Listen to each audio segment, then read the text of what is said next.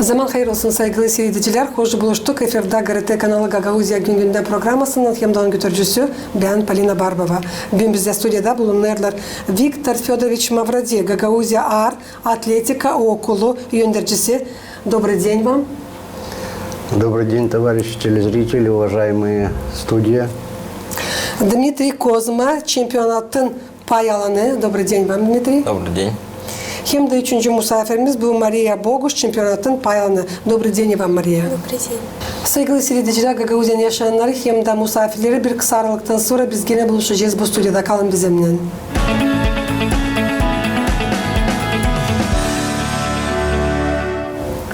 Итак, в Камрате 2 дня подряд, с 28 по 30 ноября, прошел открытый чемпионат по тяжелой атлетике, который собрал более 200 спортсменов из всей Республики Молдова. В начале программы предлагаю вашему вниманию посмотреть сюжет, как прошел данный чемпионат, после чего продолжим нашу программу. Ağır atletikada açık çempionatı kaplar en önemli ağırlık kategoriyaları. Ağır atletikada Moldova Federasyası'nın başı Antonio Konfletis şükür etti yarışmaların kurucularına hem diledi iyi başarıları sporçulara. Şanlı bulunma burada Komrat'ta. Genç sporçuların sayısı büyür her zaman da bu bizim ağır atletikanın gelecek evlat boyları.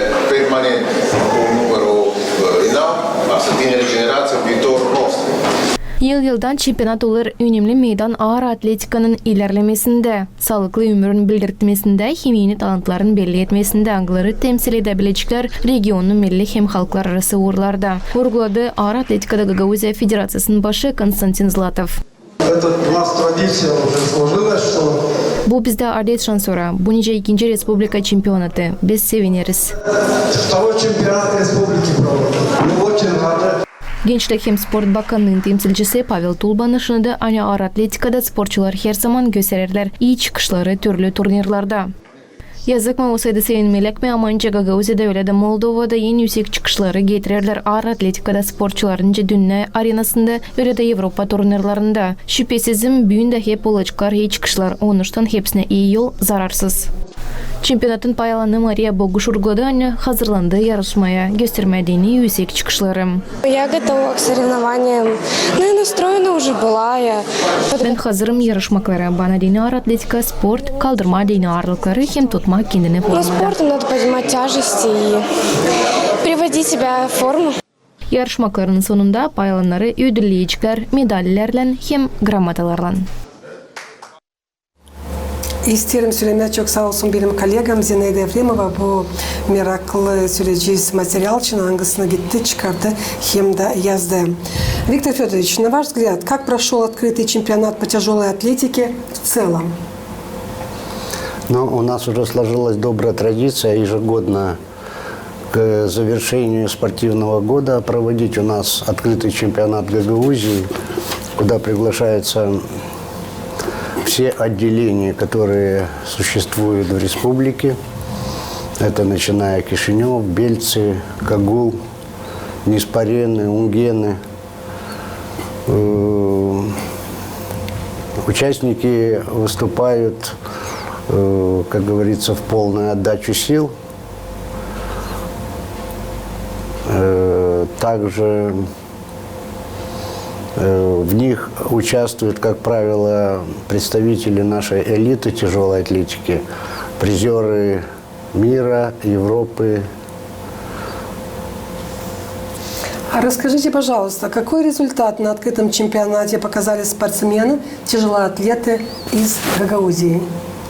Ну, что касается нашей команды, выступили неплохо. Одно первое место – Полик Кольчик, Анастасия. 2 вторых – Собор, Михаил и Герчу Василий. И 2 третьих места – это Козьма Дмитрий и Богуш Мария. В общем, учитывая то, что наш лидер по команде Балжи Александр был на оздоровительных сборах после бурного спортивного года, он не участвовал, но я думаю, если бы участвовал, тоже занял бы, если не, штатный 10-кратный чемпион республики. В целом это хорошие результаты для нашей автономии. очень даже неплохой, учитывая год, который прошел. Он прошел блестяще. Можно отметить также нашу легенду тяжелой атлетики Иригину Елену, которая стала чемпионкой Европы. И также Александр Балджи, который по юношам до 20 лет стал 3-м призером чемпионата мира.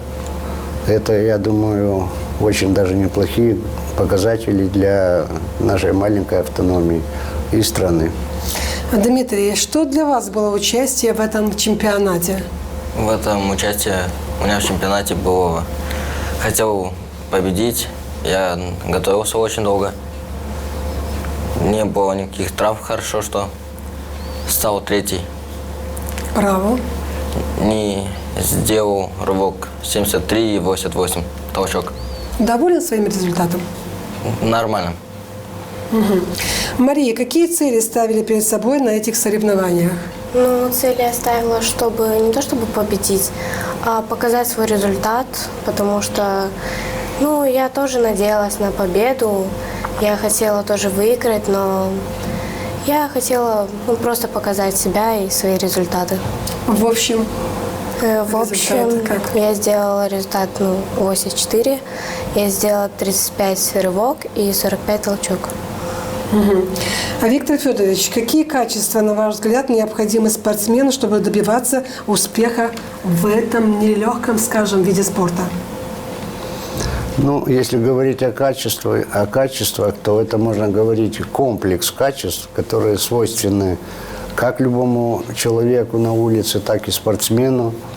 Это усердие, смелость, моральный подход к своему, как говорится, определенному занятию.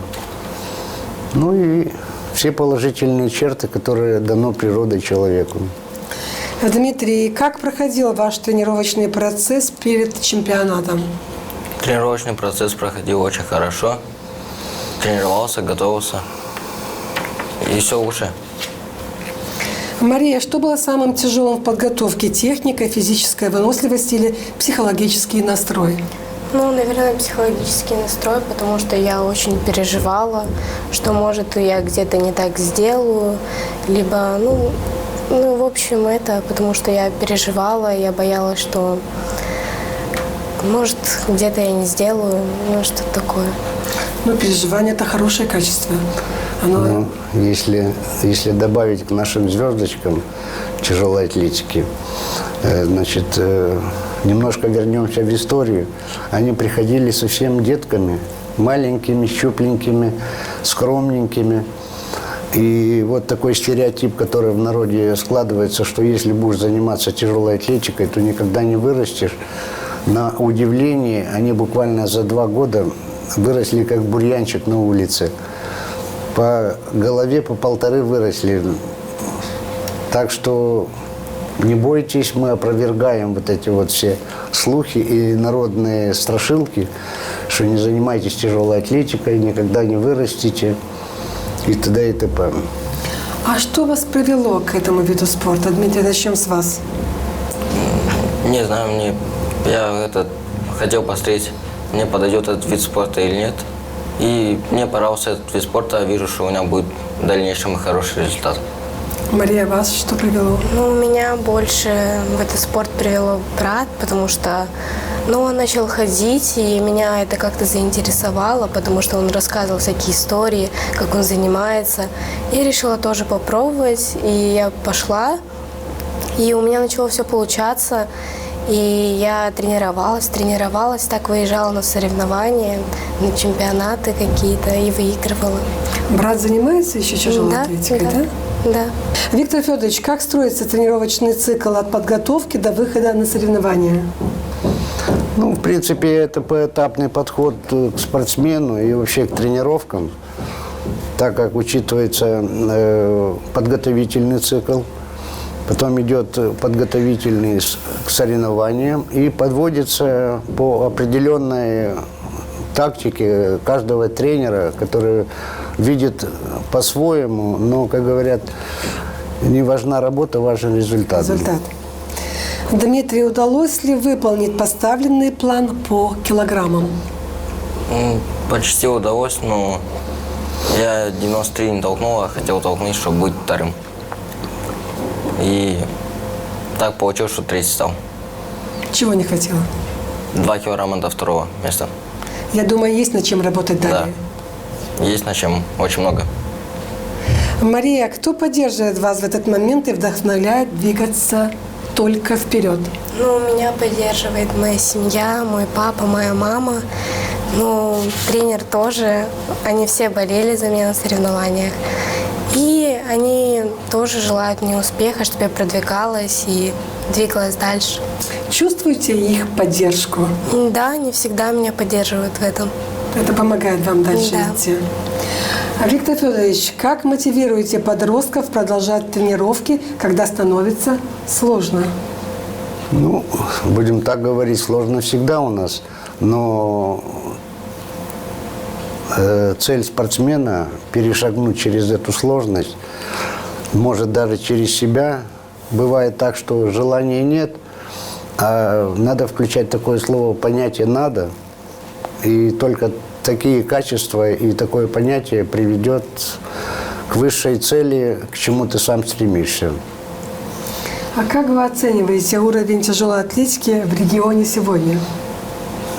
Ну, в регионе сегодня отмечалось и вышестоящим руководством, что мы одни из лидеров в копилку автономии и республики приносит тяжелая атлетика.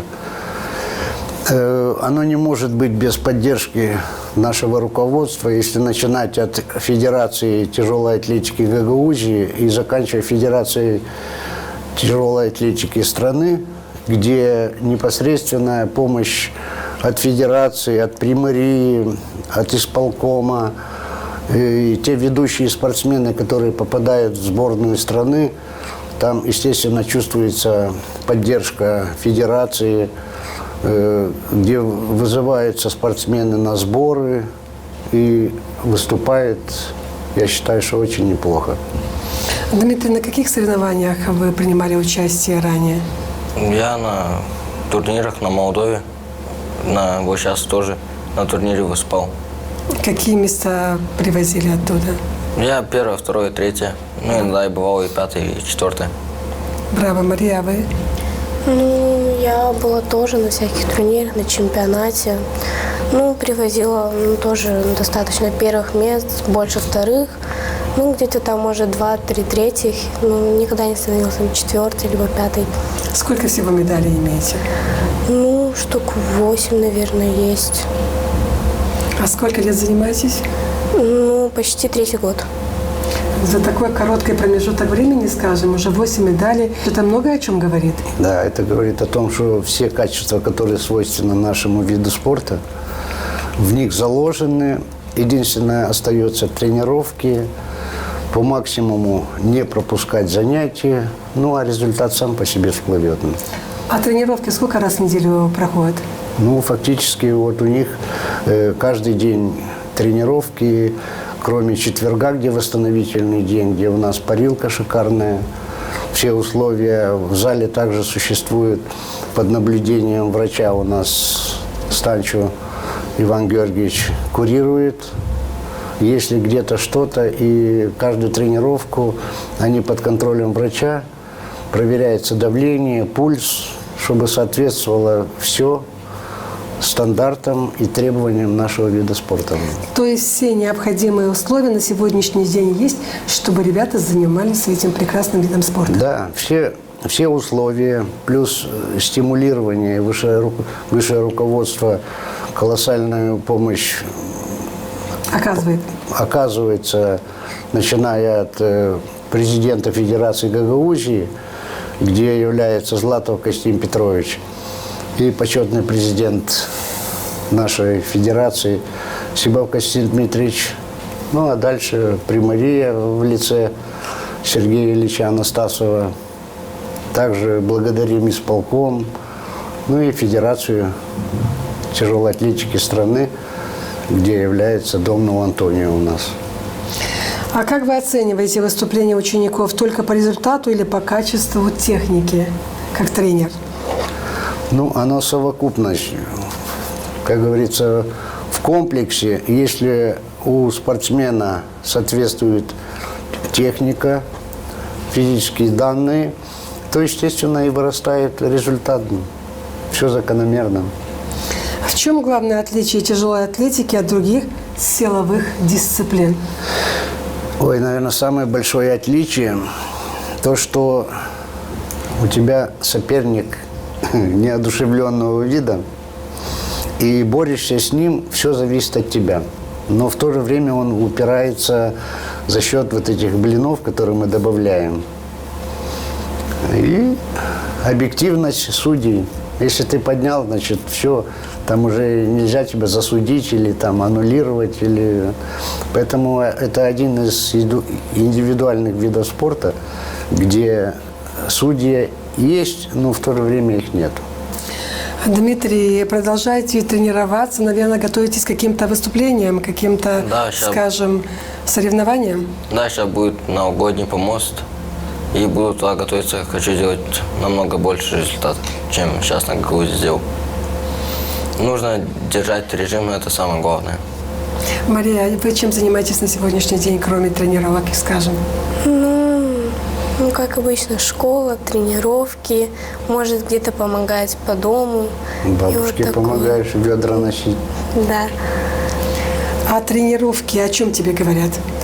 Тренировки мне говорят о том, что у меня будет результат, у меня будут какие-то достижения, может, успехи в будущем. Ну, и то, что у меня будет хорошее телосложение, и я буду здоровой. То есть, Дисциплинированная, чтобы Да. тебе... как я поняла, вы стараетесь не пропускать ни одни тренировки, да? Да. Каким своим учеником или достижением вы особенно гордитесь? Ну, в принципе, сегодня у нас на студии звездочки, которые такие вот, как на помосте решительные, так и в жизни, и смелые, и могут за себя постоять и выразить свое мнение. Но есть, конечно, много ведущих спортсменов у нас в зале, которые, как правило, стесняются и немногословны, но стараются компенсировать это результатами. Чуть меньше месяца осталось до конца нынешнего года. Скажите, пожалуйста, какими показателями вы подходите к концу 2025 года? Ну, в этом плане я считаю, что этот год даже чересчур урожайный. Даже если начать с того, что Елена Еригина, наша звезда, легенда, стала чемпионкой Европы. Не каждый вид спорта может этим похвастаться. Ну и также Александр Балджи, который в свое время выигрывал чемпионат Европы по юношам до 17, а до 20 он уже прогрессирует, третьим на мире. Я считаю, что это даже супер показатели. Ну и ряд спортсменов, которые можно продолжить список, выполнили нормативы мастеров спорта. Саша выполнил норматив мастера международного класса. Поэтому с копилкой у нас все нормально. Стремимся вперед и только вперед. Что бы вы хотели пожелать начинающим тяжелоатлетам, то есть тем, которые еще не нашли себя, скажем, но хотят заниматься каким-либо спортом, либо же тяжелой атлетикой? Ну, пользуясь случаем, опять же, я не зря пример привел наших звездочек, которые были совсем детками, выросли, не побоялись и растут не хуже, чем волейболисты или баскетболисты. Поэтому приходим в зал, тренируемся, это дисциплинирует. Это вот, как я Машеньке говорю, бабушке помогла сегодня ведро с водой принести? Она говорит, да. Это показатель. Дмитрий, для чего необходимо выбрать именно этот вид спорта, тяжелую атлетику? Все зависит от тебя. Не знаю, просто, если занимаешься этим тяжелой атлетикой, можешь за себя постоять, будешь сильным, будешь помогать своим родителям, и результат будет. Мария, а вы себя представляете далее без тяжелой атлетики? Ну, я думаю, что нет, потому что, я уже привыкла, у меня получается. И, так можно сказать, это будет частичка меня. И туда можно прийти, потренироваться, потом домой. Вот так. Самые запоминающие, скажем, тренировки какие были у вас? Я думаю, это перед чемпионатом, потому что я готовилась очень усердно. Потом выиграла место, стала призером. И вот это самое запоминающее было. Дмитрий, какие запомнились больше всего соревнования в этом году? Чемпионат Молдовы. Очень запомнились. Потому что я готовился на них очень долго и трудился. А что бы вы хотели пожелать начинающим тяжелоатлетам? Чтобы ходили, не боялись штанги, чтобы рос результат, чтобы приходили на тяжелую атлетику, даже не девочки. Мария? Я хочу пожелать, чтобы, если им нравится этот спорт, то пусть они развиваются в нем. И если даже идти на тяжелую атлетику, то не бояться штанги, потому что будто она чувствует, ты вот сразу все роняешь ее. И вот, не веря в себя, можно получить не призовое место. А так лучше не бояться, идти дальше и быть увереннее в себе, и показывать результат, и быть сильными. Какие планы у вас на будущий год? Ой, планка у нас самая высокая – работать, растить детей, и не просто чемпионов, но работать над ними, чтобы он был и в толпе, как говорится, в народной, оставался на высоте. И отвлекать их от улицы, от бейджиков, от телефонов. Поэтому только за. И если добавить к пожеланиям наших звездочек, я всегда говорю, не могут все быть чемпионами, но здоровыми обязаны все быть. Такой маленький девиз. А скажите, пожалуйста, как вы пришли к этому виду спорта? Ой. Я когда говорю, что я пришел с футбола в тяжелую атлетику, и буквально через 1,5 года выполнил норматив кандидата в мастера спорта, это говорит о том, что на футболе я физически и морально был подготовлен. Только осталось проявить свои личные качества перед неодушевленным предметом, который просто лежит безобидно на штанге. Его надо просто прийти и поднять. В общей сложности сколько вы в спорте занимаетесь? Если вспомнить историю, это где-то с 1976 года. И скоро будем юбилей справлять, 50-летие. Полвека? Да, это даже на такой нюансик был, когда позапрошлом, 3 года тому назад мы открывали филиал в Кирсово, и Сапунжи Сергей, когда увидел меня, я когда бегал в футбол мы бегали, мы вдвоем заменяли друг друга на воротах. И когда он увидел меня, говорит, подожди, а что ты в тяжелой атлетике заблудился? Это уже прошло, естественно, очень много лет, но сам факт, что многие, как говорится, спортсмены, которые меняют профиль и ищут себя в жизни, как говорится, на то она и жизнь дается, чтобы искать себе и где ты нужен, где у тебя лучше всего получается, там надо использовать свои внутренние моральные ресурсы. За вот эти 49 лет сколько воспитали, сколько подготовили чемпионов? Можете сказать? Если говорить, если немножко вернуться к истории, более в пределах 20 лет меня не было в республике. Я 15 лет в Одессе прожил. Естественно, от штанги далеко не отходил. Там у меня был призер Украины среди взрослых.